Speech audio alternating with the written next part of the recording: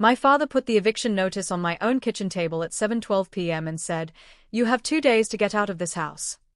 My mother stood beside him, smiling, not kindly, not nervously, just with that thin, satisfied smile people wear when they think the humiliation part is already over and all that's left is watching you accept it. I looked down at the paper. It wasn't a real court notice, just 2 typed pages with a bold heading, a deadline, and my father's signature at the bottom, like he had suddenly been appointed sheriff of my life. Across from him, the soup I'd made was still steaming. That part stayed with me more than it should have.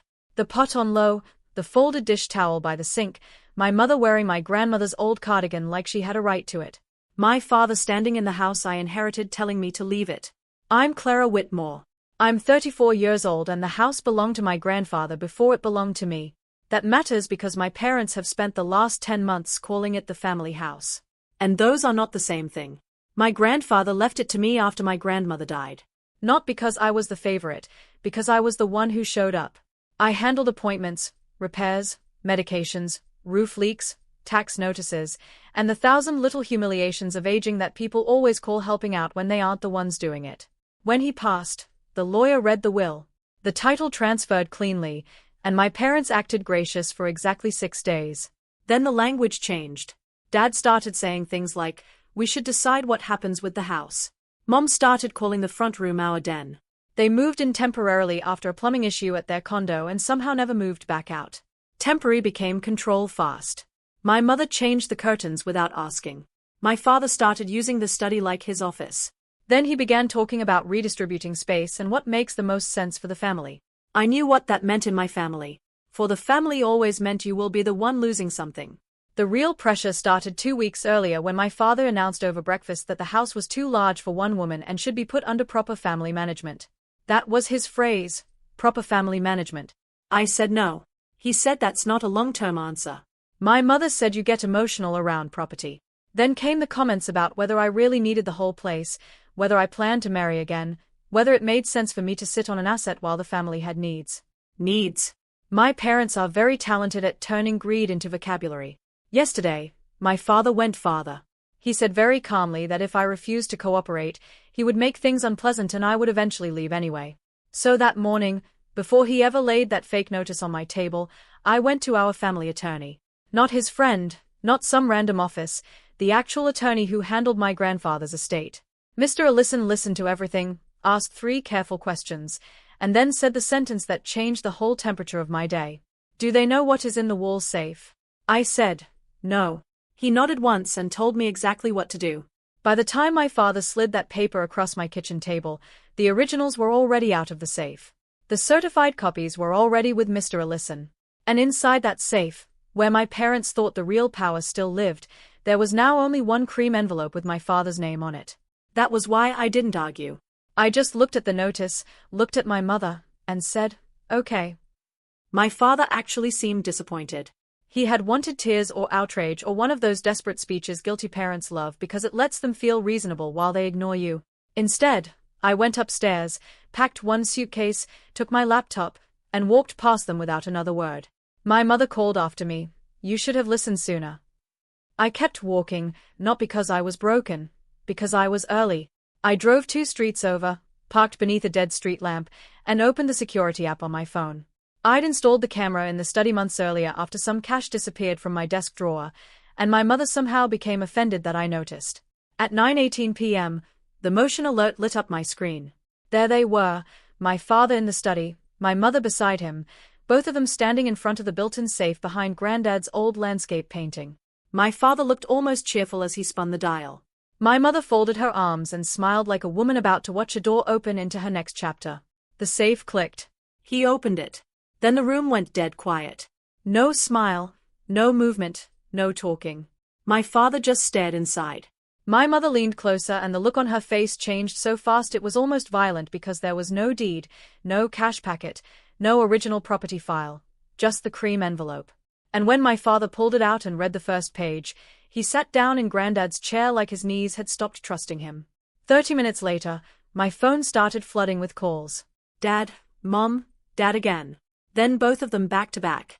Then a text from my mother. "Don't do this. Call us now. The lawyer has the documents." I looked at the screen glowing in the dark car. Then I let it ring. I let the phone ring until my father finally left a voicemail. Not because I needed to hear him panic. Because I wanted to know which part had scared him first. The envelope, it turned out. Not the safe being empty. Not the originals being gone. The envelope.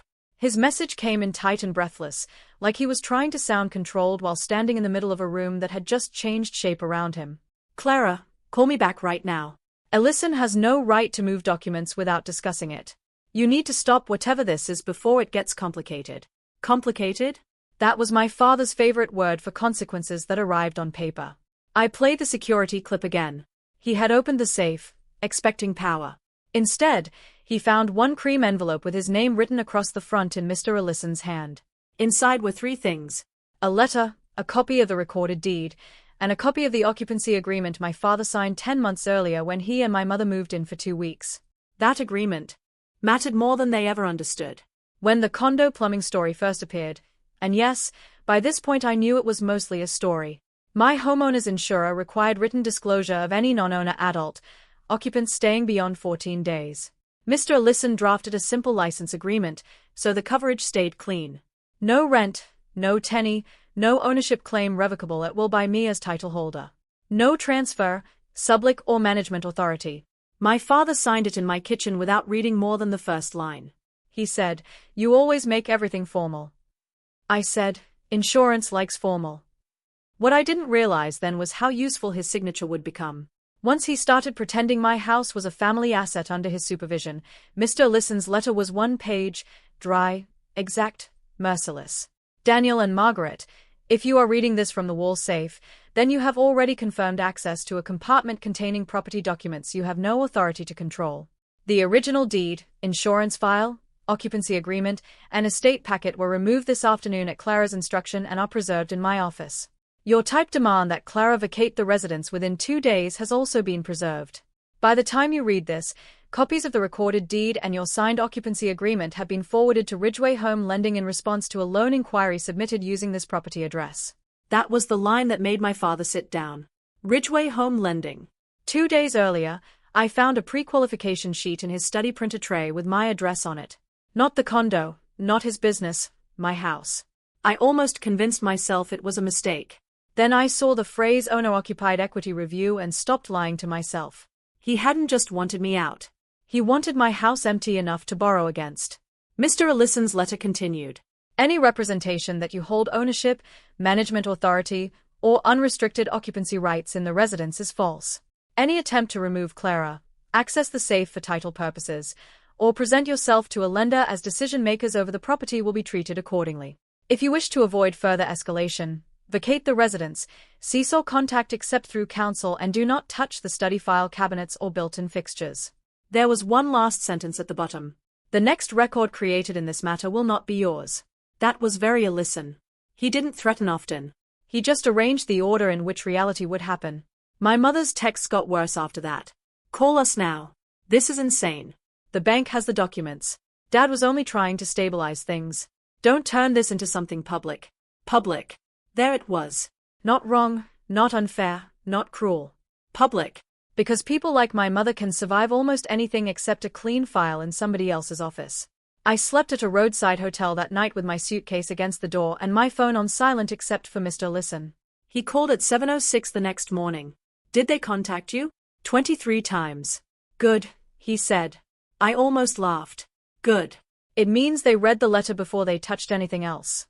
That mattered because the study held the printer, my grandfather's file cabinet, and the home inventory binder. If my father was panicking, he was less likely to start shredding first and thinking later. Then Mr. Ellison told me what happened after the safe opened. Ridgeway Home Lending had sent a same-night response to my father's inquiry. Their title desk had matched the address to the recorded deed in my name. Then received Ellison's occupancy agreement and copy of my father's fake eviction notice within the hour. The file was frozen. Internal fraud review flag attached. No lending discussion without owner verification. My father had not been trying to manage space. He had been trying to clear the house fast enough to present himself as practical control. And now the bank had his signed occupancy agreement saying the exact opposite. What happens next? I asked. Mr. Ellison's voice stayed even. That depends whether they leave quietly. At 8:14, while I was still on the phone with him, a new message came through from my mother. Don't come back with police. We can fix this if you stop the lawyer before noon. Before noon. That was when I knew there was more than one appointment in motion and that whatever my father had scheduled using my house, the clock on it was already running out before noon turned out to mean 11:37. That was the appointment my mother was trying to stop me from reaching with police. Not a buyer, not a locksmith. Worse, a lender's field representative and a mobile notary. Mr. Allison told me on the drive back to the house, and for 1 second, I honestly admired the nerve of it. My father had not just asked Ridgeway Home Lending about equity. He had scheduled an in-person verification at the property that morning, hoping to keep the file moving before the freeze hardened into something harder to unwind. If the house looked family-controlled and I looked gone, he thought he still had a chance to talk the whole thing into a manageable misunderstanding. That was my father's faith system. If he could occupy the room first, he could rename reality before anyone else sat down. We pulled up at 11:29. A silver sedan was already parked at the curb. A woman in a navy coat stood on my front walk with a tablet in hand. Beside her was a mobile notary carrying a leather case. My father had the front door open and was standing half inside, half out, using the exact voice he used my whole childhood when he wanted strangers to feel sorry for him before the facts arrived. There's been some family instability, he was saying. My daughter is emotional about the transition, but this is still the family residence. The family residence.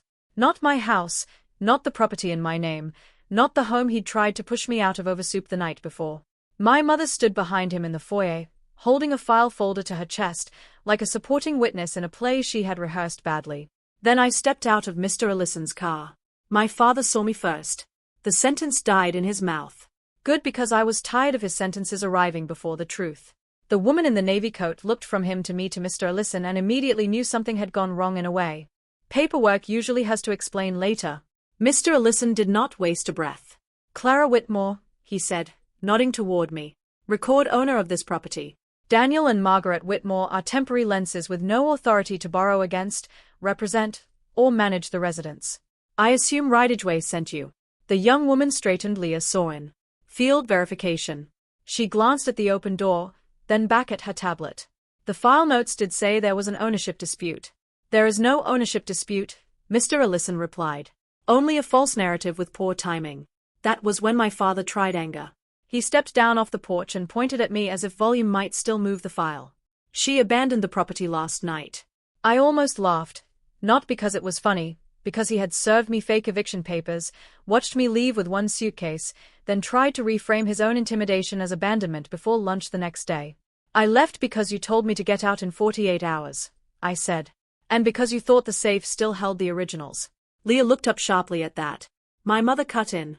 This does not need to become theatrical. Mr. Allison took one sheet from his folder and handed it directly to Leah. Recorded deed. Then another occupancy agreement signed by my father. Then a third. The fake eviction notice from my kitchen table. Leah read the last page twice. The notary beside her went still enough to matter. My father saw both of them changing and tried one last pivot. We were only trying to stabilize the house. Mr. Allison's answer came clean by forcing the owner out and presenting yourselves to a lender as practical control. Silence. Then Leah turned the tablet toward herself and asked the question that broke the morning open. Mr. Whitmore, did you upload a statement this morning certifying that the owner had voluntarily vacated the residence? My father didn't answer quickly enough. That meant yes. Leah read from the screen. Owner no longer in occupancy. Family assumes management of premises pending informal transfer discussion. Informal transfer discussion. My stomach dropped.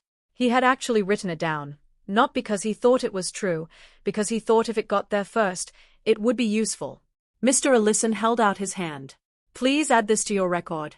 He gave her a printed photo from my security app, timestamped at 9:18 p.m. the night before. My father opening the safe, my mother beside him.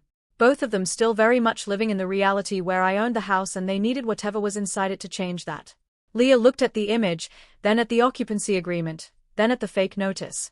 You understand, she said to my father. This file is no longer a lending question.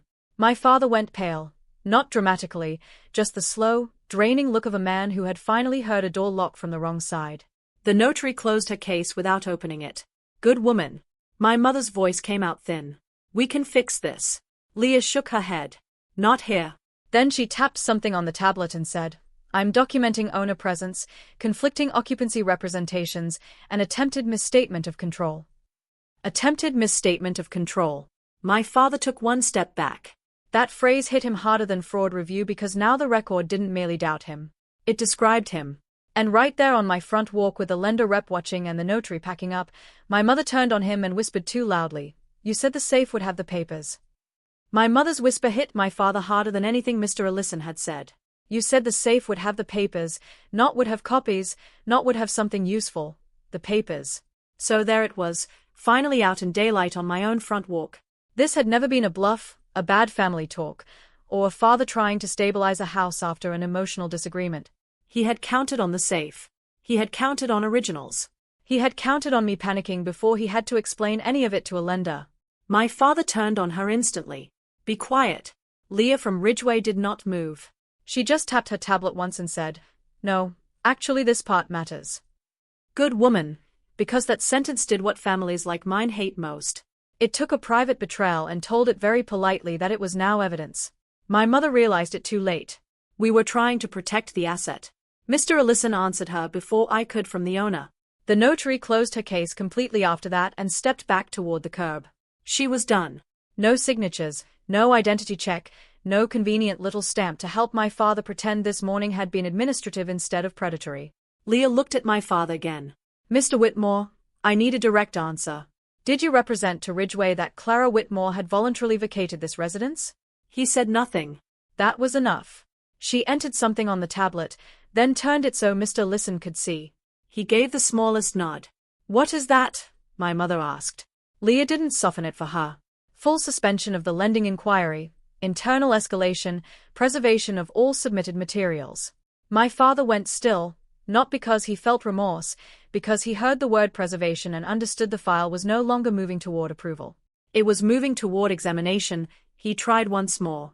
This is a family misunderstanding. I finally laughed. Not loudly, just once. Because he had served me a fake eviction notice, tried to empty the house fast enough to borrow against it, uploaded a statement saying I'd vacated voluntarily and now wanted the bank to call it misunderstanding, like he had spilled coffee on the wrong form. No, I said it's a paper trail. That was the sentence that ended him. Not emotionally, structurally. He looked at the front door, then at the open foyer behind my mother, then at Mr. Ellison's folder. Then at the lender rep holding a live record of everything he had just tried to walk around. He seemed for the first time in my life like a man who had run out of surfaces. Mr. Ellison stepped onto the porch and spoke in the calm tone he saved for people who thought shouting could still help them. Daniel Margaret, you will vacate the residence today. My mother actually looked offended. Today? Yes, we live here. Mr. Ellison handed her the signed occupancy agreement. No, you stayed hereby. Revocable license. It is revoked. My father tried to recover some shape of himself. You can't throw us out on the curb with no notice.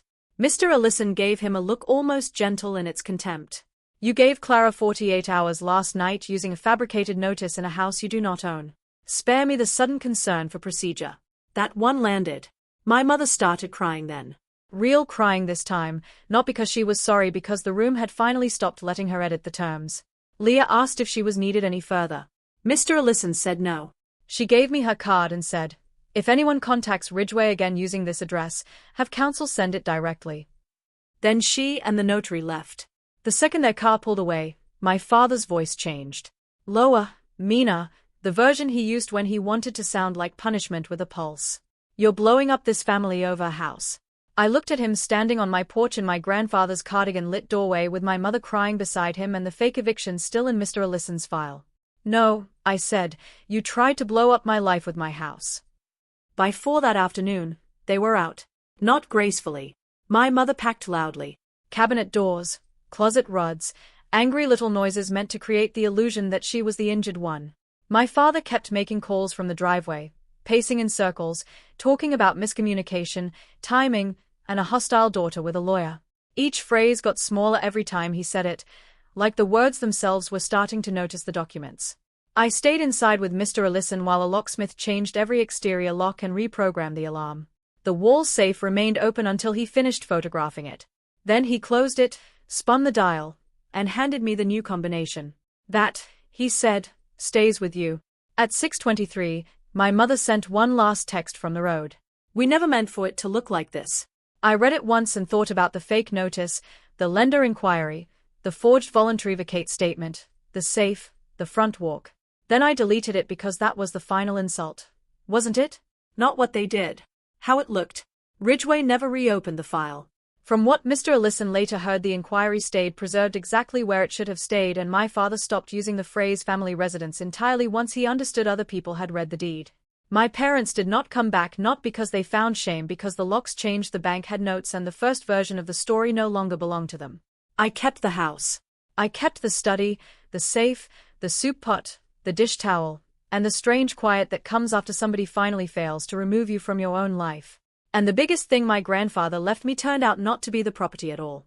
It was the structure around it, the documents, the title, the agreement, the lawyer who knew the difference between family pressure and legal fact.